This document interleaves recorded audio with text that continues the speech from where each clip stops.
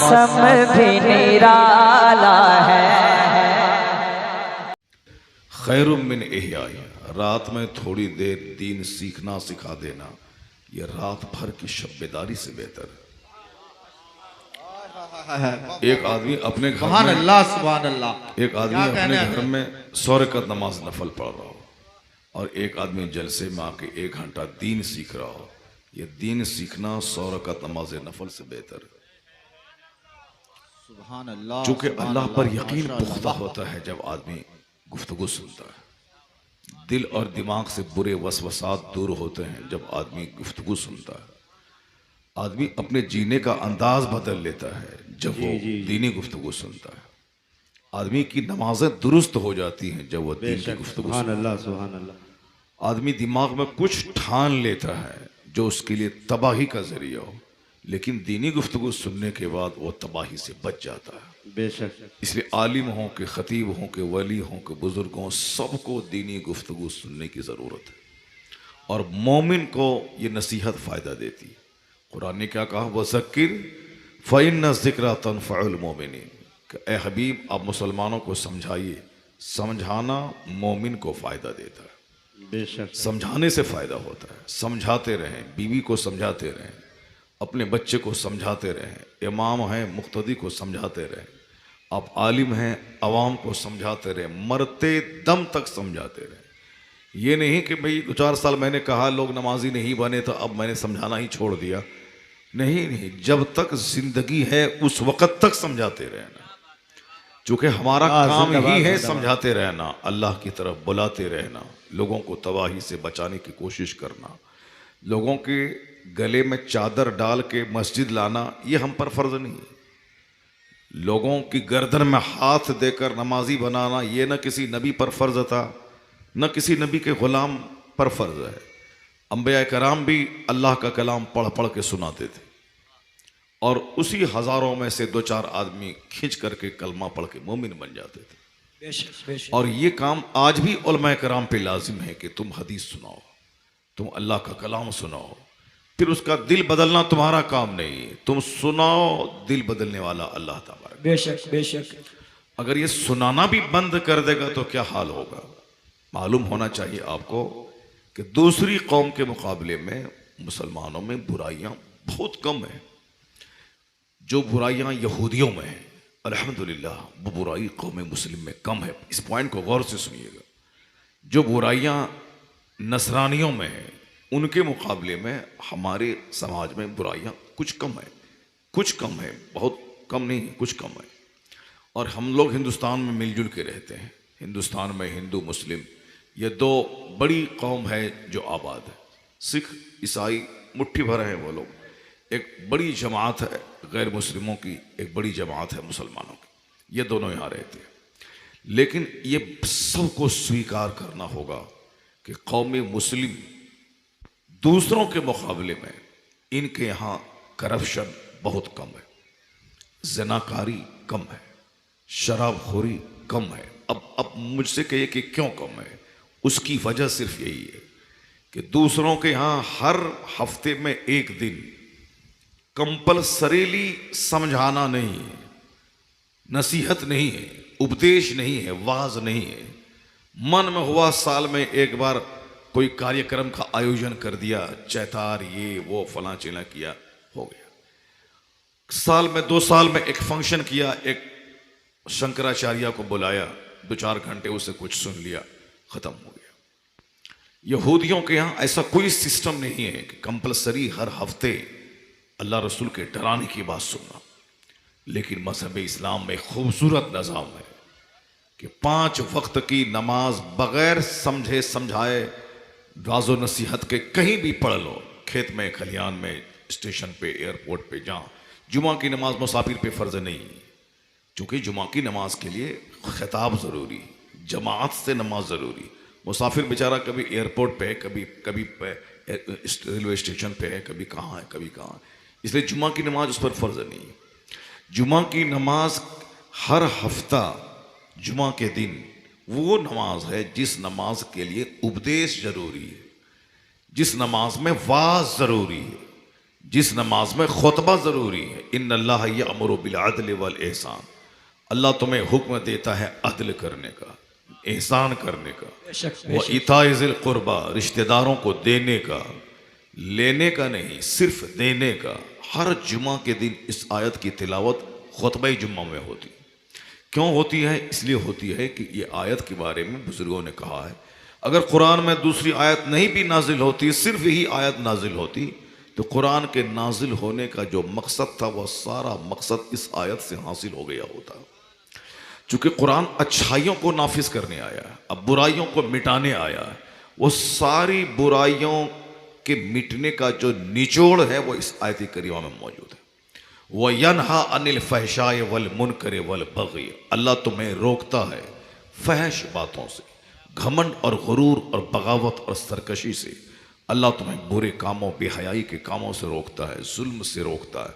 ये आयत हर खुतबे जुमा में पढ़ी जाती है ताकि पूरे कुरान का निचोड़ लोगों के सामने पहुंच जाए।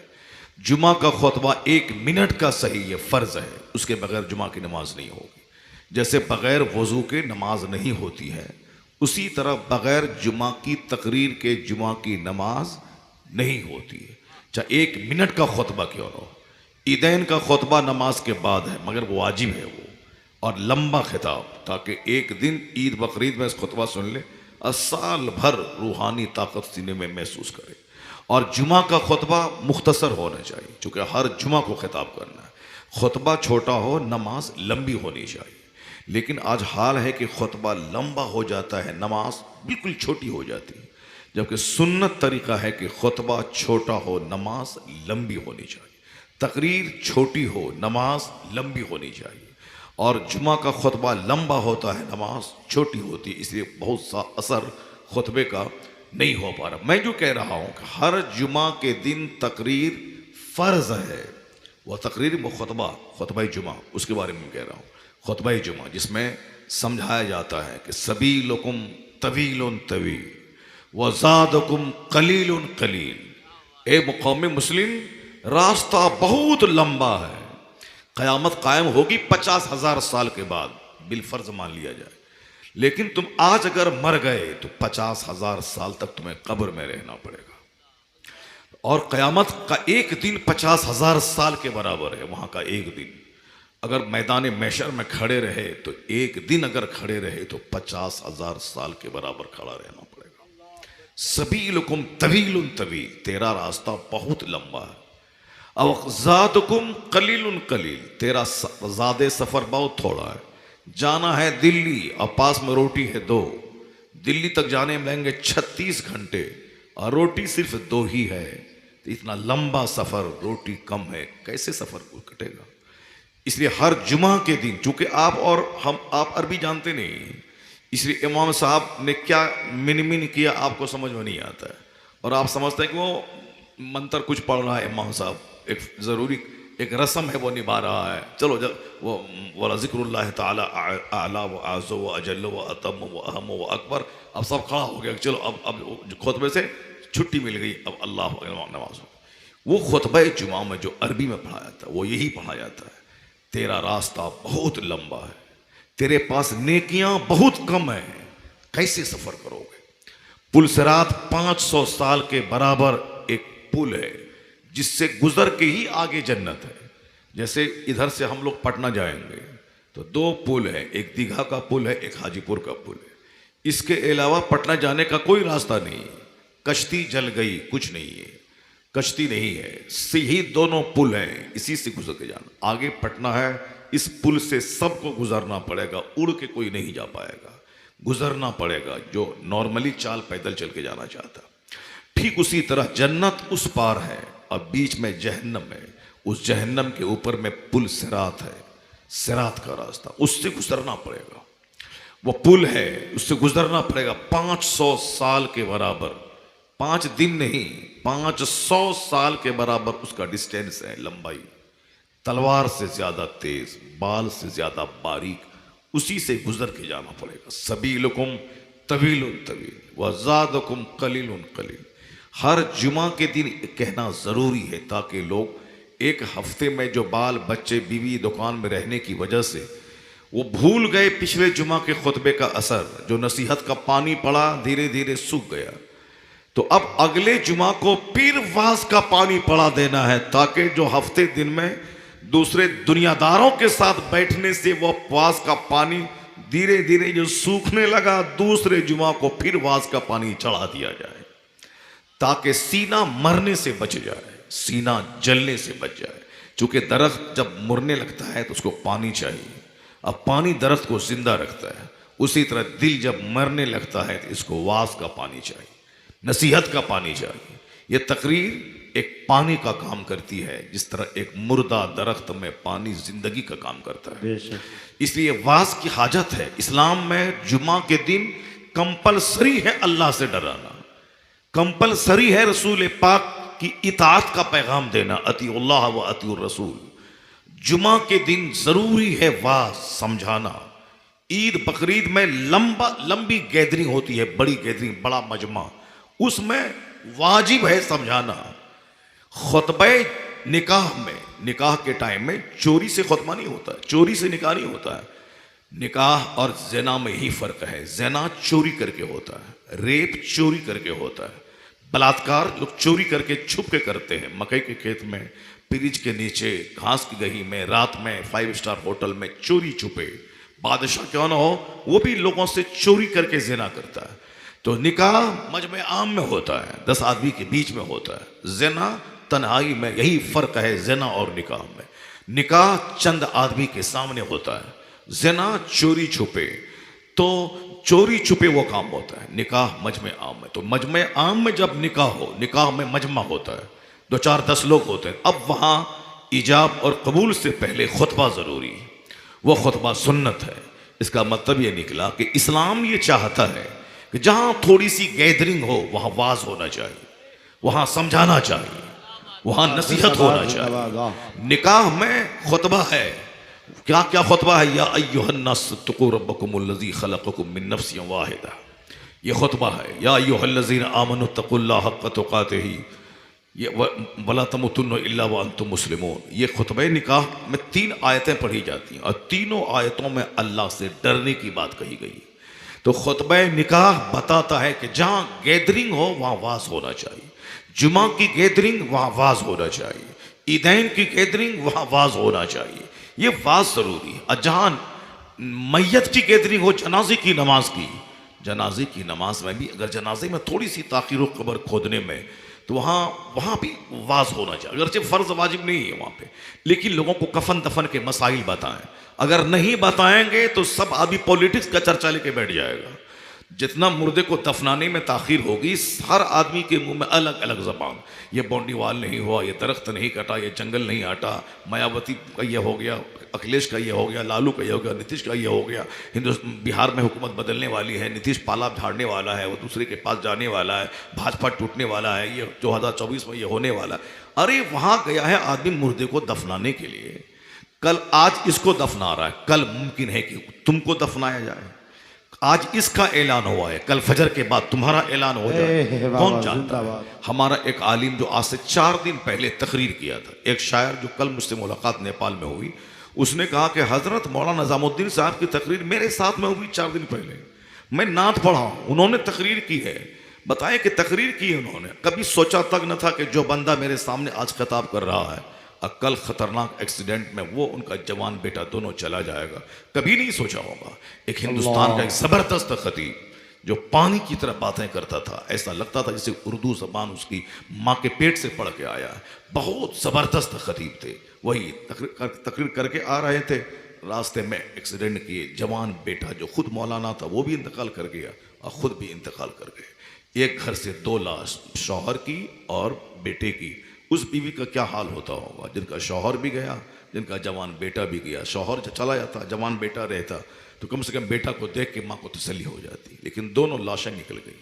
इस तरह की वारदात होते हैं समझने के लिए कि आज वो गया है, मुमकिन है कि कल मेरी बारी। तो कब्रिस्तान है खामोश रहने की जगह, कब्रिस्तान है अपनी मौत याद करने की जगह, कब्रिस्तान है आंसू बहाने की जगह कि ये मेरी ही तरह सोचता था कि ये घर के बाद वो घर बनाएंगे, इस गाड़ी के बाद वो गाड़ी खरीदेंगे, इस दुकान के बाद वो दुकान खरीदेंगे, इसी तरह का प्लान इसके दिमाग में चलता था। मगर मौत का एक तमाचा उसके सारे प्लान को मिट्टी में दफन कर दिया। अब वो चला गया। अब कहाँ गया? कि अब वहाँ सवाल होगा कि तुमने दुनिया की जिंदगी में क्या किया, तुमने जवानी कैसे गुजारी, तुमने रात कैसे गुजारा, तुमने दिन कैसे गुजारा, तुमने माल कहाँ से कमाया, तुमने माल कहाँ खर्च किया, तुमने ये बहुमूल्य जीवन का इस्तेमाल कैसे किया, कहाँ लगाया? मटर गश्ती करने में, घूमने में, चौक चौराहे पे दूसरों का मुंह देखने में, चाय की दुकान पे झूठ सुनने में, मस्जिद के बाहर गीबत की महफिल सजाने में, दूसरों की बहू बेटी की आबरू ताराज करने में, चौराहे पे बैठकर दूसरों की बहू बेटी को घूर घूर के देखने में, हराम कमाने में, हराम खाने में, गीबत करने में, झूठ बोलने में, कहाँ तुमने जिंदगी गुजारी? जब तक बंदा बताएगा नहीं, एक इंच हट नहीं सकता। क़यामत के दिन ला तज़ूलो क़दमा अब्दिन हत्ता युसअल अन अर्बईन, हुजूर ने फरमाया है कि क़यामत के दिन एक इंच बंदा अपनी जगह से हट नहीं पाएगा। ऐसा नहीं कि ये होगा कि नहीं होगा, कौन जानता है? नहीं, अभी रात है, ये सब जानते हैं। अगर कोई बोले कि रात नहीं है, उससे बड़ा पागल कौन है? रात के बाद दिन निकलेगा, ये सब लोग जानते हैं। कोई बोले कि नहीं दिन नहीं निकलेगा, रात ही सब दिन रहेगी, उससे बड़ा महापागल कोई नहीं। रात है, ये फैक्ट है। दिन निकलेगा, ये फैक्ट है। सूरज निकलेगा, ये हकीकत है। मैं बचपन में था, ये सच है। अभी जवान हूं, ये सच है। अगर जिंदगी लंबी रही तो बूढ़ा हो जाऊंगा, ये भी फैक्ट है। चाहे 1000 बाल में आप मेहंदी लगाएं, कुछ लगाएं, बुढ़ापे में बाल सफेद होना है। अगर आपने काली मेहंदी लगाई, अगर खिजाब काला लगाया, तो फिर 2-4 दिन के बाद बाल अधकचरा हो जाएगा, यानी थोड़ा कहीं काला कहीं उजला, और बुरा देखने में लगेगा। इसीलिए काली मेहंदी, काला खिजाब लगा के अपने बुढ़ापे को छुपाओ मत। आला हजरत से सवाल किया गया कि हुजूर, बुढ़ापे को छुपाने के लिए काला खिजाब लगाना कैसा है? आला हजरत ने कहा था वो हराम है। कहा लोग छुपाते हैं कि सफ़ेद बाल काला हो जाए और जवानी बरकरार रहे, तो आला हजरत ने लिखा था कि बूढ़े बैल की सींग में तेल लगाने से वो बूढ़ा बैल जवान नहीं हो जाएगा। हैं? यहाँ कमर झुक गई, रगें टेढ़ी हो गई, और साहब ये दाढ़ी को काला करके उसकी तो रगें टेढ़ी है, वो क्या जाएगा अपनी बीवी के पास? उसकी तो ताकत ही खत्म है। ये काला बाल करके क्या चाहता है वो? ताकत कहाँ से लाएगा? रगें सीधी कहाँ से करेगा? वो 18 साल की जवानी की कुव्वत कहाँ से लाएगा? जब कुव्वत वापस नहीं आ सकती है तो फिर बाल काला करने से क्या फायदा होता है? बाल काला करने से क्या फायदा है? बूढ़ा बैल सिंग में तेल लगाने से जवान नहीं होता है। तो बाल सफेद हो के रहेगा, ये फैक्ट है। मौत आके रहेगी, ये फैक्ट है। कौन है जो जिंदा रहा है? चाहे कोई भी रहे, सबको तो मरना ही नहीं। ये बात तो मैंने कही थी कि जब जिंदगी बहुत मुख्तसर है, इस जिंदगी का सही इस्तेमाल कर ले, वरना कोई नहीं रहा है, तुम भी नहीं रहेगा। अगर मर गया जुल्म करते करते तो सारी दुनिया बोलेगी कि एक जालिम से दुनिया को नजात मिल गई, एक पापी से दुनिया को छुट्टी मिल गई, एक अत्याचारी से जमीन पाक हो गई। अगर इस मुख्तसर से जिंदगी का इस्तेमाल इंसाफ करने, अदल करने, जालिमों का डेना तोड़ने, मजलूम को हक दिलाने, दूसरों का बोझ उठाने, दूसरों का कल्याण करने, माँ बाप की सेवा करने, पड़ोसी की खिदमत करने, समाज वालों की खिदमत करने में गुजार दिया तो मरना तो है ही। अगर तू मर गया तो समाज बोलेगा एक इंसान दुनिया से चला गया, एक जन्नती दुनिया से चला गया, एक शुभ चिंतक समाज का दुनिया से चला गया।